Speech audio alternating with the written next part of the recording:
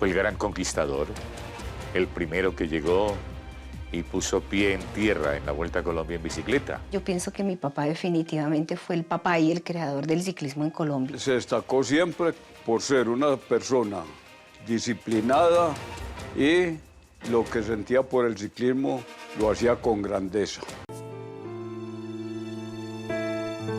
Cuando Efraín Forero estaba muy chiquito, su padre tuvo un descalabro económico y como producto de eso, el padre y la familia se desplazan hacia Sogamoso. Y entonces ahí es cuando, siendo muy pequeño, aparece por primera vez en la vida de Efraín una bicicleta. Y lo que hace es conseguir un empleo para repartir las cartas. Lo que comenzó siendo su fiel medio de transporte terminó convertido en su vida, en la razón de su existir. Empezó a montar bicicleta como muchos colombianos de la época, de la década de los 40-50, por necesidad.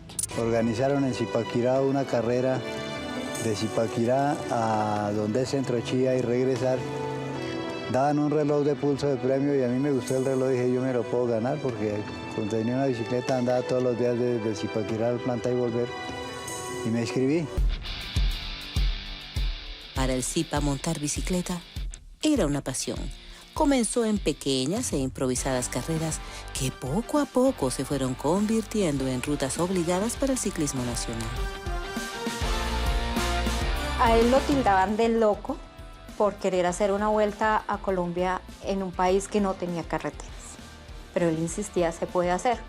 Entonces, para demostrar que la vuelta se podía hacer, él hizo el primer recorrido solo. El Tiempo, con el periodista Mirón, se interesan por hacer esa vuelta a Colombia.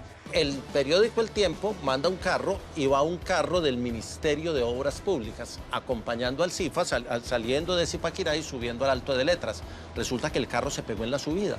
Los carros no pudieron subir al Alto de Letras porque la carretera era obviamente destapada, en malas condiciones. Y llegó primero Efraín Forero en bicicleta que los personajes en carretera, porque decía, por ahí no pasa ni un gato errado, por ahí no pasa nadie. Ahí es cuando el periódico El Tiempo decidió organizar, un año después, la primera Vuelta a Colombia en bicicleta.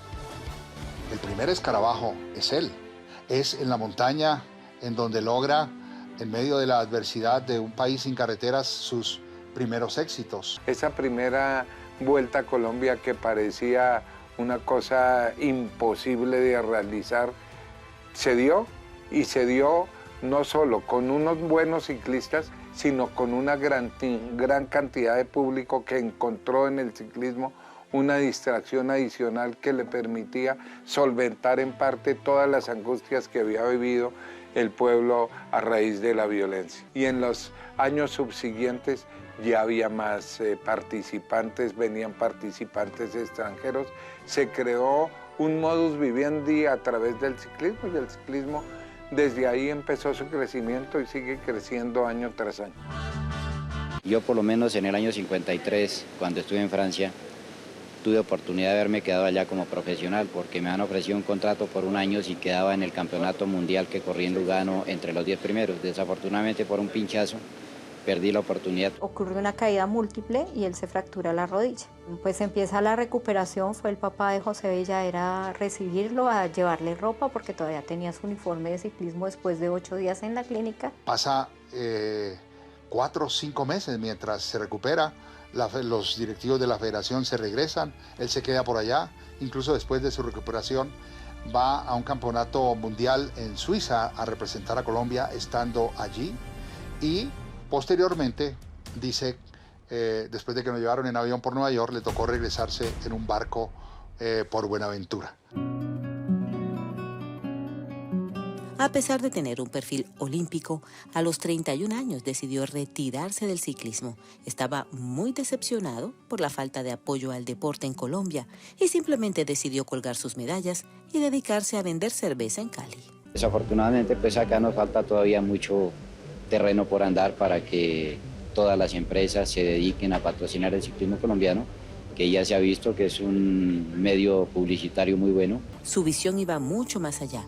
Aprovechó sus relaciones y buen nombre y le dio el impulso que tanto necesitaban las mujeres para atreverse a subir a una bicicleta y apoderarse de las rutas del país. Donde quiera que hay ciclismo femenino, Bogotá, Cundinamarca, Boyacá, Antioquia, el Valle, que todas estas ligas apoyen el ciclismo femenino. Y yo estoy seguro que a la vuelta de 2 años tendremos ciclistas de la talla de las europeas. Y una cosa muy importante en Efraín fue que prácticamente fue el iniciador de los equipos femeninos en la patria.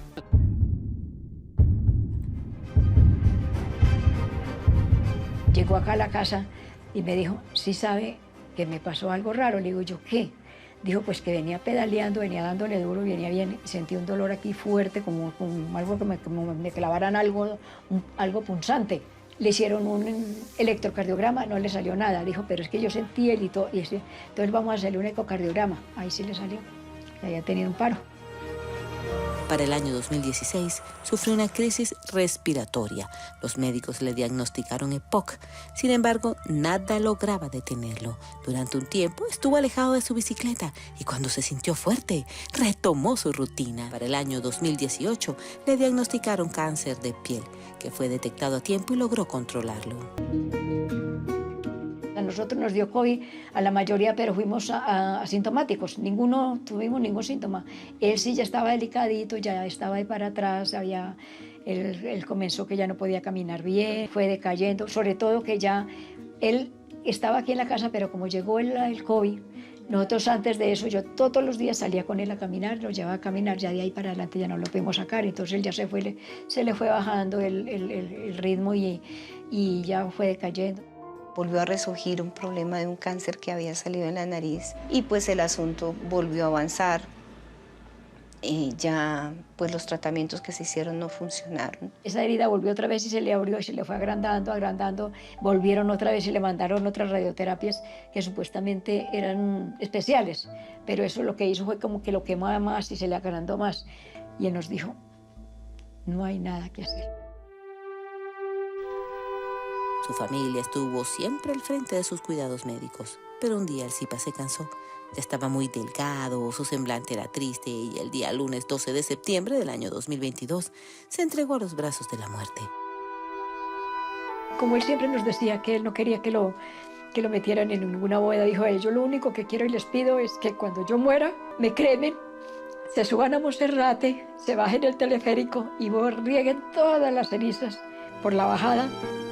Como todo en la vida, todo tiene un principio y un fin.